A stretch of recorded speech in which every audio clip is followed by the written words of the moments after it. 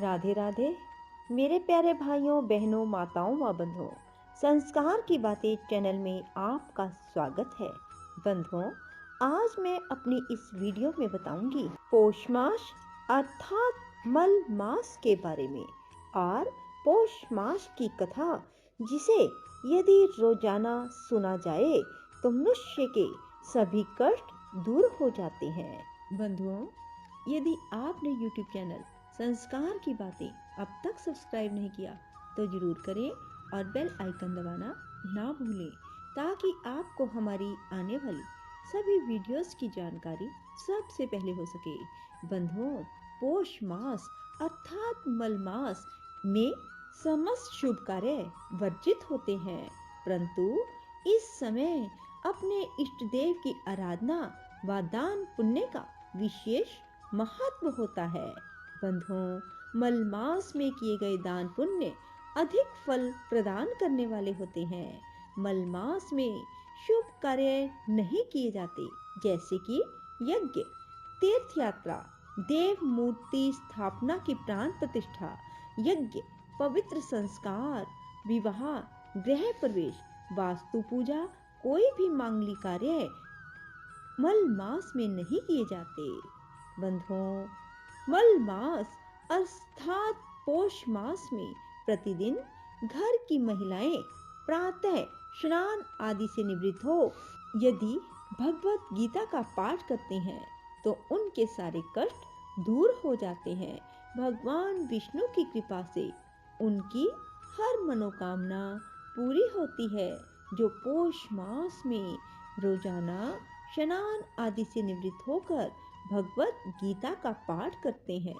बंधुओं, पौष मास में भगवान विष्णु के इन मंत्रों को जपना चाहिए या फिर सुनना चाहिए। ओम नारायणाय विद्महे वासुदेवाय धीमहि तन्नो विष्णु प्रचोदयात्। श्री कृष्ण गोविंद हरे मुरारी, हे नाथ नारायण वासुदेवा। बंधुओं, मल मास में रविवार का व्रत करना और भगवान सूर्य की पूजा करने का भी विशेष महत्व है। भगवान सूर्य पुष्प आदि के द्वारा पूजन करने से बहुत जल्दी प्रसन्न हो जाते हैं और उत्तम फल की प्राप्ति करवाते हैं। बंधुओं, यदि पौष मास में रविवार का व्रत किया जाए और भगवान सूर्य नारायण की आराधना की जाए तो भगवान सूर्य की कृपा से उन्हें मान सम्मान और समाज में प्रतिष्ठा मिलती है। बंधुओं, पौष मास में रविवार के व्रत की बहुत अधिक महत्ता होती है। पौष मास की अब मैं आपको कहानी सुनाती हूँ। बंधुओं, यदि रोजाना पौष मास की इस कहानी को सुना जाए तो भगवान सूर्य की विशेष कृपा होती है। जो मनुष्य भी पौष मास की इस कथा कहानी को रोजाना सुनते हैं, उनके घर में सुख समृद्धि का स्थायी वास होता है और उन्हें सूर्य लोक में स्थान प्राप्त होता है। एक साहूकार था, उसके कोई बच्चा ना था। एक दिन सवेरे वो बाहर गया, देखा एक किसान खेत में दाना डालने जा रहा था। साहूकार के मिलते ही वो वापस लौट गया और बोलता गया, आज तो शगुन अच्छा नहीं हुआ।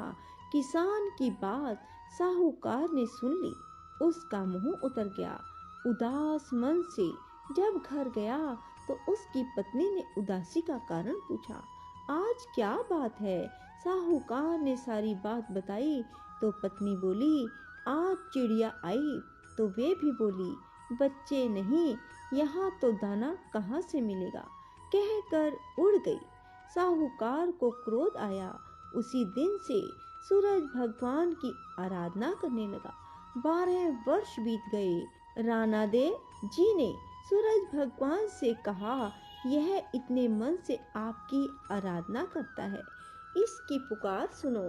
सूर्य भगवान ने उसके सामने प्रकट होकर कहा, कहाँ तेरे भाग्य में संतान नहीं है, पर मेरे आशीर्वाद से तुम्हारे घर में एक कन्या होगी।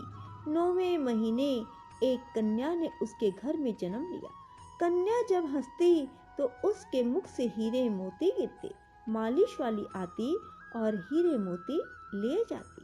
एक माह के बाद मालिश वाली का आना बंद कर दिया तो उसकी माँ को हीरे मोती मिलने लगे। उनके घर में बहुत धन दौलत हो गया। उसके पिता ने सोचा, लड़की बड़ी हो गई है, अब इसकी शादी कर दी जाए। उसकी माँ ने लड़के से कहा कि मेरा ये नियम है कि मैं इसके उठते साथ स्वयं इसका मुख देखती हूँ, क्यों नहीं हम घर जवाई रख लें। एक गरीब लड़का ढूंढा गया और उसकी शादी कर दी गई। शादी के बाद रोज सुबह उसकी माँ उसको उठाने जाती तो लड़के को बुरा लगता, तो लड़की ने प्यार से समझा दिया कि माँ के मेरा मुंह देखने का नियम है। एक दिन जवाई ने लड़की को उठा दिया और देखा हीरे मोती उसके मुंह से गिर रहे हैं। उसने उठा लिए। लड़की की माँ आई तो समझ गई कि जवाई को पता चल गया है। उसके मन में लालच ने घर कर लिया। उसने अपने जवाई को मारने के लिए एक आदमी भेज दिया। आदमी ने जवाई को मार दिया और उसका सिर सासू जी को ला कर दे दिया। राणा देजी और सूरज भगवान ने सोचा, हमारी दी हुई लड़की के पति को मार दिया गया है, उसकी रक्षा करनी चाहिए। सूरज भगवान ब्राह्मण का रूप धारण करके गए और भिक्षा में जवाई का सिर ले आए। अंग जोड़कर अमृत का छींटा दिया और उसका पति जीवित हो गया। लड़के के पोष महीने के व्रत का नियम था। वह पूजा कर कहानी सुन भोजन करने के लिए पति का इंतजार कर रही थी। उसका पति आया तो उसने पूछा, आपको पता नहीं है क्या दिन अस्त होने पर है, खाना नहीं खा सकती, अगले दिन खाना पड़ता। उसके पति ने उसको सारी बात बताई। बेटी बोली, अब हम यहाँ नहीं रहेंगे। सास ने बहुत पश्चाताप किया, पर बेटी अपने पति के साथ ससुराल में सुख पूर्वक रहने लगी। उसके घर में सुख समृद्धि हो गई। हे सूरज भगवान, जैसी उस बेटी पर कृपा की, सब किसी पर करना। उसने अपने परिवार पुत्र पौत्र के साथ जीवन यापन कर अंत में सूर्य लोक में स्थान प्राप्त किया। बोलो सूर्य भगवान की जय हो। ओम सूर्याय नमः। आदित्याय नमः। ओम सूर्याय नमः। आदित्याय नमः। ओम सूर्याय नमः। आदित्याय नमः। राधे राधे, जय श्री कृष्णा। बंधुओं, यदि आपको हमारी वीडियो पसंद आए तो इसे लाइक करें और शेयर भी जरूर करें। धन्यवाद।